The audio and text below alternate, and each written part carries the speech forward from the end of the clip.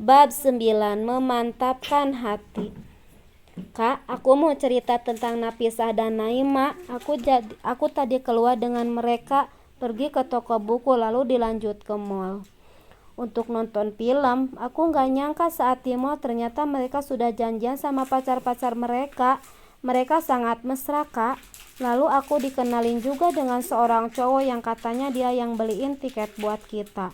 Cowok itu ternyata kurang ajar, berani pegang-pegang tanganku. Aku langsung marah dan keluar dari bioskop itu.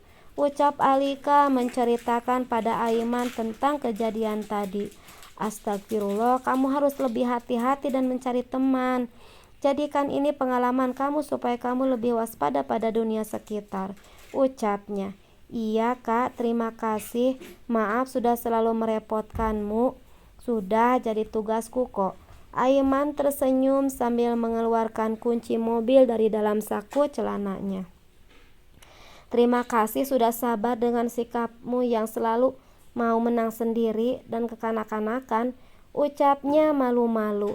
Kalau seperti ini, Alika terlihat lucu sekali. Emang kamu masih anak-anak? Goda Aiman sambil tersenyum. What? Enak aja bilang aku anak. Aku udah besar tahu.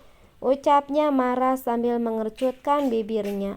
Alika sangat kesal bila dibilang seperti anak kecil dan Aiman sangat tahu itu. Hehehe, emang masih bocah dibilang bocah nggak mau. Aiman semakin menggodanya sambil tertawa nyengir, hal yang belum pernah dilihat Alika. Aiman terlihat semakin tampan.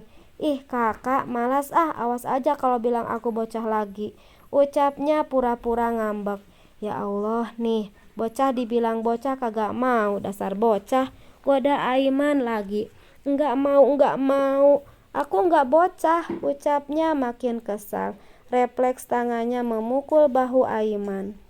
Au, sakit kak, tangkis Aiman sambil menahan tangan Alika. Kini mata keduanya saling berpandangan, namun Aiman segera menyadari kesalahannya.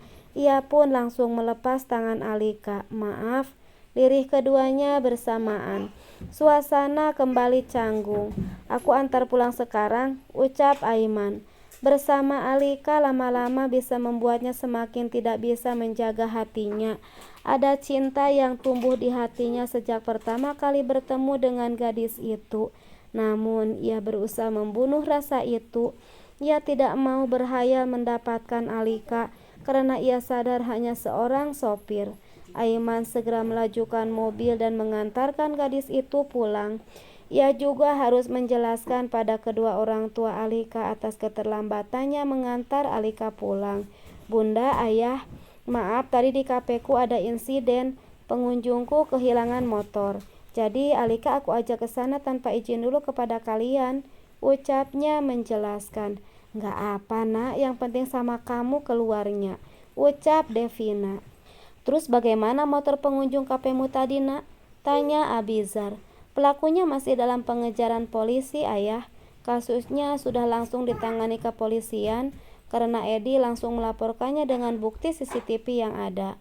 Semoga pelakunya tertangkap dan motornya bisa kembali ke pemiliknya, ucap Ambar. Amin.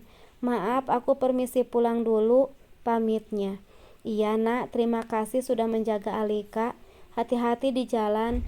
Aiman tersenyum, ia mengucapkan salam sebelum keluar dari rumah itu. Setelah meninggalkan kediaman keluarga Al-Fatih, ia berniat akan kembali ke kafe untuk menanyakan perkembangan kasus tadi. Namun, sebelum ke sana, ia mampir ke toko elektronik dulu untuk membeli CCTV lagi. Seperti biasanya, Alika berangkat ke kampus dengan ditemani Aiman sebagai sopir dan penjaganya. Alika semakin terbiasa dengan aktivitasnya. Ia sudah tidak banyak mengeluh lagi. Walaupun mengeluh pun percuma, itu sudah menjadi keputusan sang mama. Bersama dengan Aiman pun dirinya merasa nyaman. Untuk apalagi dirinya harus mengeluh. Setelah kejadian di bioskop, Alika lebih menghindari Nafisah dan Naima. Meskipun keduanya berulang kali meminta maaf dan terlihat menyesal, tapi tidak tahu hatinya.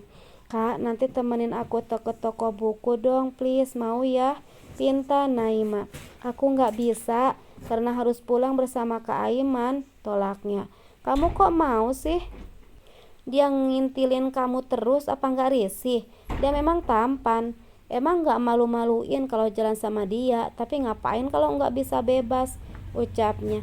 Iya, nggak apa, itu demi kebaikanku. Aku sudah bisa nerima semuanya kok. Jadi aku merasa enjoy saja, ucap Alika sambil tersenyum. Kalau kamu selalu diintilin Kak Aiman, kamu nggak akan dewasa, kamu akan selalu tergantung padanya. Apa kamu ingin seperti itu terus? Kamu salah, Naima. Justru aku bersama Kak Aiman, aku bisa belajar kedewasaan, arti menghargai orang lain, kerja keras, ketulusan dan kesabaran. Semua itu aku dapatkan dari Kak Aiman.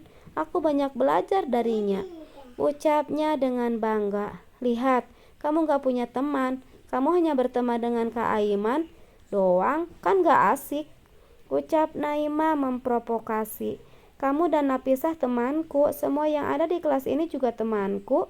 Kita berada di dalam satu ruangan, merasakan dimarahi dosen, belajar bersama dan mengerjakan tugas kelompok bersama. Bukankah begitu, Naima? Banyak kan teman aku? Ucapnya berusaha tenang. Naima langsung terdiam. Ia bingung harus mengatakan apa lagi untuk membujuk Alika. Ia ingin lebih dekat dengan Alika karena ia tahu gadis itu anak orang kaya dan juga misi rahasianya mendekati Putri Abizar itu. Ternyata gadis polos ini tidak sepolos yang aku bayangkan. Dia begitu cerdik untuk dikelabui. Gumam Naima sedikit kesal. Jadi kamu beneran gak bisa anterin aku ke toko buku? Tanyanya memastikan. Maaf kalau kamu mengajakku ke pengajian Kak Aiman dan keluargaku masih mengizinkanku.